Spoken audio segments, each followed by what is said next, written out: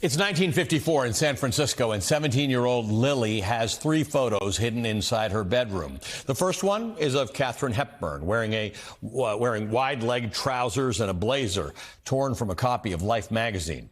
The other is a photograph of two former women Air Force service pilots holding hands.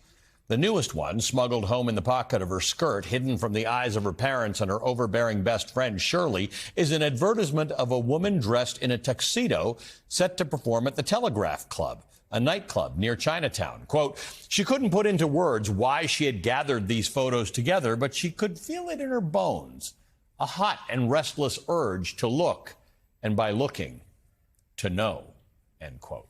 And soon, Lily does know. She's falling in love with her classmate, Kathleen, and the feeling is mutual. The two girls are safe to be themselves and explore their love inside the Telegraph Club. But in the light of day, it's more complicated. It's riskier.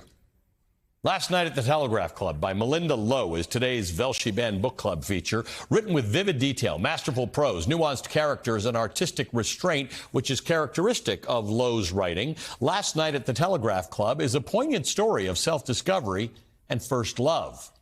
Under the heavy shroud of McCarthyism, paranoia, and persecution of LGBTQ+ Americans, known now as the Lavender Scare, Lily bears the weight of her family, of her Chinese-American community, her friends, her first love, and her identity.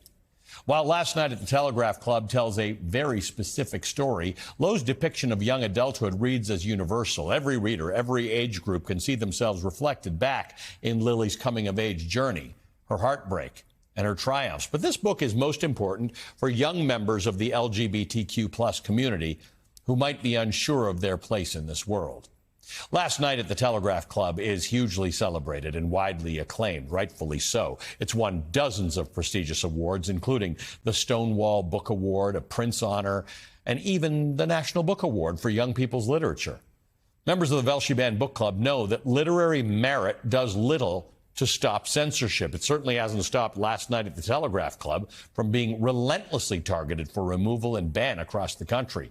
Since 2021, in fact, Lo's entire body of work has been censored in at least 16 states. Just last week, the State Board of Education in South Carolina voted to ban 10 more books from every single public school in the state. South Carolina, by the way, has now banned 21 books statewide in accordance with a regulation which prohibits any books in schools that include descriptions or visual depictions of sexual conduct. Descriptions or visual depictions of sexual conduct, including, of course, Last Night at the Telegraph Club. Look at this book. Look at all the awards it's got right on the front cover here. In response, Malinda Lo wrote an op-ed for the South Carolina Daily Gazette called, "Why is sex so scary to book banners?" Lo writes in part, quote, "So let's talk about sex.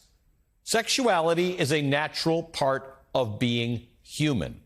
Reading about sex and sexuality is just about the safest way possible for a young adult to gain insight into what sex means. It's such a complex and important part of life. We cannot become who we are without the freedom to explore our choices in the privacy of our own minds.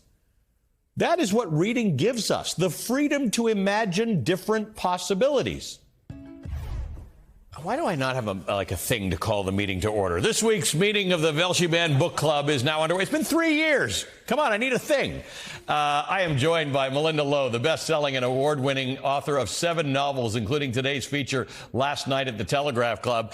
I was at an event the other night, Malinda, and someone was talking to me about your book and the fact that it's just been banned and you should have Malinda on your show. It's like, got her on the show on Saturday. So welcome, warm welcome to you. I'm glad to have you here.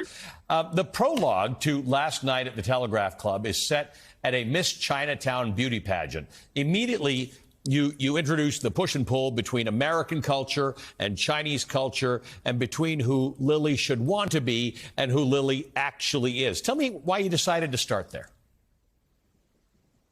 Well, that actually was an idea from my editor, I think. He put the idea in my head to kind of give some context to Lily's family and her culture. And initially, I had the idea to use more Miss Chinatown stuff. And so I was so delighted to be able to write about the Miss Chinatown pageant, which was really a huge community event in Chinatown in the 1950s and 60s. And it really puts everyone in the same place. And it, as you said, shows the contrast between who everyone in the community thinks Lily should be and who she's starting to suspect that she actually is. You know, books themselves play a big role in Lily's life, especially a lesbian pulp fiction book that she finds at a thrift store. Yeah. Talk to me about the symbolism and the importance of that particular book. Well, so it's a little bit meta, right? So you're in a book, you're reading about a character reading a book, which I absolutely love, first of all. And I also know that many people get clues about who they are from reading books, you know? And I thought, what better way to give Lily a hint as to who she is than to have her see sort of a representation of it in a book. And what I especially love is that I get feedback from readers who say, you know, they discovered who they were by reading books, some of which I have written. So I think it's just a really neat little encapsulation of the importance of books in the life of readers. And one of the most heart-wrenching parts of last night at the Telegraph Club is when Lily's mother says, quote, "There are no homosexuals in this family," end quote, and then asks Lily, "Are you my daughter?" I mean, that's a big and important turning point. And gosh, to think somebody might see themselves in a book, that's a thing that a lot of people might see.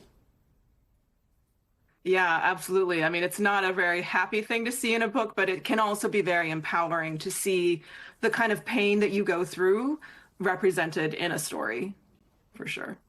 I mentioned that op-ed you wrote where you say, why is sex so scary to book banners? Sex is one of the primary justifications for banning books and has been for, I don't know, 500 years or however long there have been books published. What do you say to people who see a book like Last Night at the Telegraph Club and say, not appropriate for children? Well, I think that it's important to remember that every teenager, and this book is for teens, for older teens. It's not for children, first of all. So I think that it's important to remember that every teenager has their own life experience behind them. And if a parent is concerned about the books that they're reading, if they're concerned about the content in Last Night at the Telegraph Club, I encourage the parent to read the book with their teen. You know, read it together and discuss it. And if the parent decides that it's not appropriate for their teen, it's totally within their right to tell their teen they can't read it. But I don't think it is within that parent's right to tell the parents of other teens that they're not allowed to read it. Yeah, I was asking a bit of a trick question because every time I ask, I put that question from a complainant to an author, they generally agree. This is not appropriate for all age groups. And for those whom it is appropriate, that is a discussion for them to have with their family, perhaps including their teacher and their librarian, not the state. In any instance. Melinda, it's great to meet you.